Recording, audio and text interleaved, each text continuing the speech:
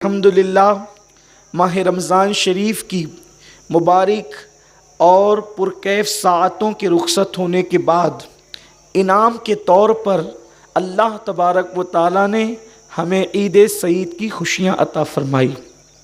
یہ اسلام کا کتنا حسین نظام ہے کہ ماہ رمضان شریف رخصت ہوتا ہے اور پھر اللہ تبارک و تعالیٰ ہمیں عید کی خوشیاں عطا کرتا ہے۔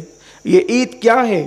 اللہ کے حبیب صلی اللہ علیہ وآلہ وسلم، دیکھیے اس کا نام کچھ اور بھی رکھا جا سکتا تھا، عید کے علاوہ اس کا نام کچھ اور بھی رکھا جا سکتا تھا، اس لیے کہ خوشیوں کو الگ الگ نام دیا جاتا ہے، مسرت ہے، شادمانی ہے، کیف ہے، سرور ہے، لیکن حضور علیہ السلام نے اپنی امت کو عید کا نام عطا کیا، خوشیوں کے دن کو عید کا نام عطا کیا۔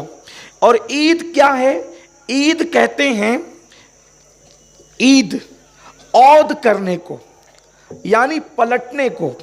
ہم کہتے ہیں نا کہ بخار عود کر آیا، یہ چیز پلٹ کر آ گئی، تو جو چیز بار بار پلٹ کر آتی ہے عید کہتے ہیں وہ خوشی جو بار بار پلٹ کر آئے۔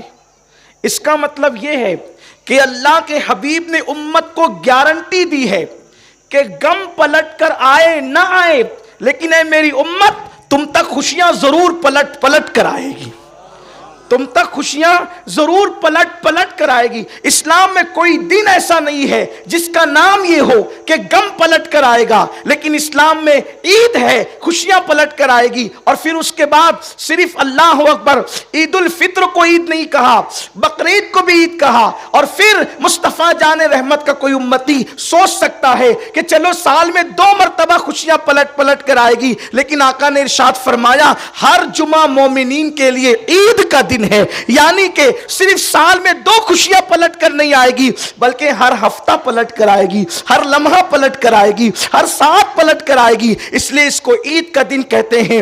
عید کے دن غصے میں آنے کا دن نہیں، عید کے دن جلال میں آنے کا دن نہیں، عید کے دن غضب میں آنے کا دن نہیں، یہ خوشیوں کا دن ہے۔ اس دن خوشیاں اس لیے ہے کہ اللہ تعالیٰ خود خوشی کا اظہار کرتا ہے، اور جب خوشی کا اظہار کرتا ہے تو بندوں سے کہتا ہے اے پاپیو آج تمہارے پاپ نہیں دیکھوں گا، عید کا دن دیا ہے تو اس کے صدقے سارے گناہوں کو بخش دوں گا، سارے گناہوں کی مغفرت کر دوں گا۔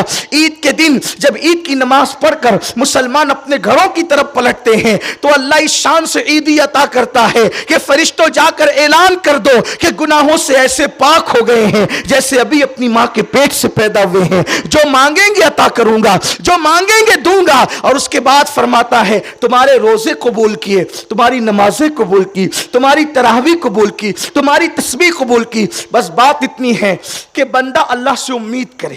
مجھے ایک بات بہت پسند آتی ہے، ایک مرتبہ یہ ہوا کہ ایک پیغمبر، دیکھو عمل کتنا ہی مختصر ہو، کتنا ہی ٹوٹا پھوٹا ہو، مگر یقین مضبوط ہونا چاہیے اللہ پر۔ ہاں عمل کے معاملے میں ہم کمزور کبھی ہو جائیں تو ہو جائیں، لیکن یقین کے معاملے میں کبھی کمزور نہیں ہونا، یہ خاص بات یاد رکھیں۔ یقین کے معاملے میں کبھی کمزور نہیں ہونا۔ عمل میں کمزور ہونے والا جو ہے وہ بخش دیا جاتا ہے، لیکن یقین میں کمزور ہونے والا بخشا نہیں جاتا، اس لیے یقین بہت مضبوط ہونا چاہیے۔ ایک مرتبہ ایسا ہوا کہ ایک بندہ ایک نبی کے پاس آیا، اور آنے کے بعد اس نے اب اس دور کے نبی سے کہا کہ اللہ تبارک و تعالیٰ سے میں نے یہ عرض کیا تھا لیکن جواب نہیں آیا۔ کہ کیا کہا تھا؟ کہ میں نے عرض یہ کیا تھا کہ اللہ تیرے بندے پریشان ہے، ان کی پریشانیاں دور کر دے۔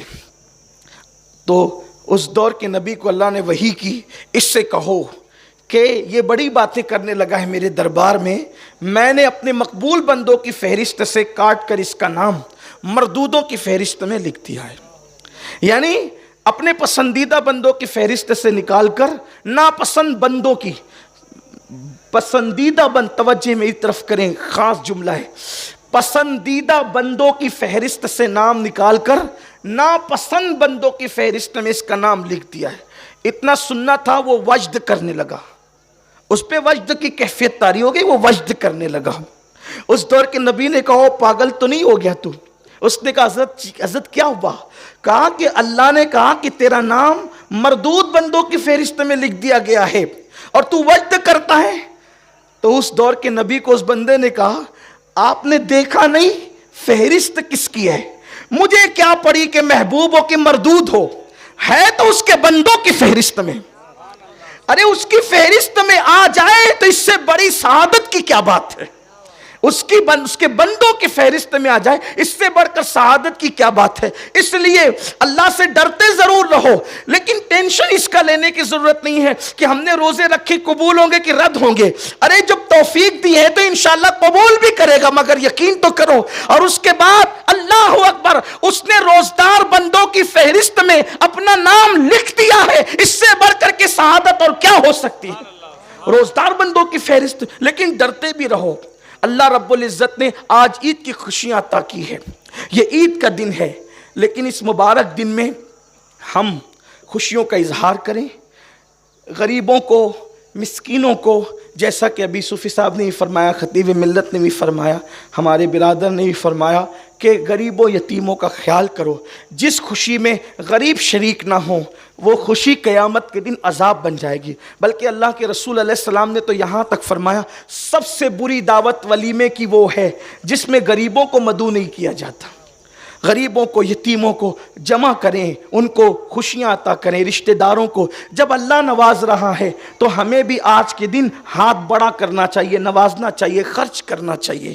ایک حدیث پاک ہے، اور اگر ہمارے پاس کوئی امید لے کر آئے اور ہم اس کی امید کو پورا کر سکتے ہیں تو ہمیں اس کی امید کو پورا کرنا چاہیے، کیونکہ حدیث پاک میں آتا ہے کہ جو کسی کی آس توڑتا ہے خدا اس کی آس توڑ دیتا ہے اور اس کے اعمال کو اللہ رد کر دیتا ہے۔ عید منانے والوں، عید صرف سفید نئے کپڑوں کا نام نہیں ہے، عید صرف عطر اور خوشبو لگانے کا نام نہیں ہے، عید صرف آنکھوں میں سرما ڈالنے کا نام نہیں ہے۔ عید اللہ اکبر، بدن پہ عید کے دن خوشبو لگاؤ گے، تھوڑی دیر کا پسینہ اس کو بدبودار کر دے گا، لیکن اللہ کے بندوں کی آس پوری کر کے ان کے دل کو خوش کرو گے، ماں کی آس پوری کر کے، باپ کی آس پوری کر کے، بھائیوں کی آس پوری کر کے، پڑوسیوں کی آس پوری کر کے، مسلمانوں کی آس پوری کر کے، اگر آپ نے ان کے دلوں کو خوش کر دیا تو انشاءاللہ جب تک دنیا میں رہو گے تب بھی خوش رہو گے، قبر کے اندر بھی خوش رہو گے، میدان محشر میں بھی خوش رہو گے۔ لیکن افسوس آج ہم لباس پر تو توجہ دیتے ہیں، رشتوں پر توجہ نہیں دیتے،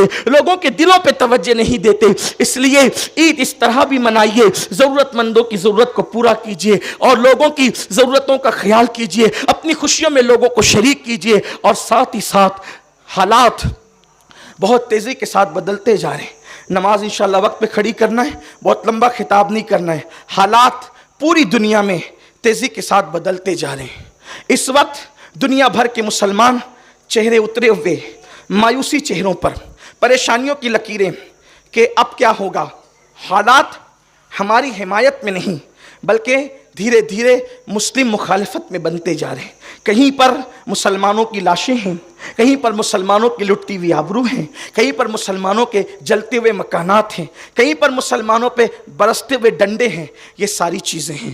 ایسے حالات میں مایوس نہیں ہونا، مایوس ہونے کی بالکل ضرورت نہیں ہے، اس لیے کہ اپنا ساتھ کوئی دے نہ دے، ہمارے ساتھ اللہ ہے۔ جب حالات مایوس کن ہوتے ہیں تو اس وقت کسی سے ٹکراؤ بھی مت لو، کسی سے ٹکرانے کی ضرورت نہیں، کسی سے جھگڑا لینے کی ضرورت نہیں، کسی کی مخالفت کی ضرورت نہیں۔ حالات جب مایوس کن ہوں تو سیرت مصطفیٰ کیا ہے، حضور علیہ السلام کا طریقہ کیا ہے، ہمیں کوئی مایوس ہونے کی ضرورت نہیں ہے۔ دیکھو مکے کے حالات اتنے خراب ہو گئے، مکے کے حالات مسلمانوں کے حوالے سے اتنے بدل گئے کہ رشتہ دار جو تھے وہ دشمن بن گئے، بلکہ چچا دشمن بن گیا۔ جب حالات بدلتے ہیں تو مسلمان کا انداز کیا ہوتا ہے۔ اور ایک بات یاد رکھنا مسلمانوں، اس کو دل پہ لکھ لو کہ جب مسلمانوں کا سب ساتھ چھوڑ دیتے ہیں تب اللہ کی مدد آتی ہے، تب اللہ کی مدد آتی ہے، اور جب اللہ کی مدد آتی ہے تو دنیا کی کوئی طاقت تمہیں زیر نہیں کر سکتی، بشرط یہ ہے کہ تم اللہ کے قریب آؤ۔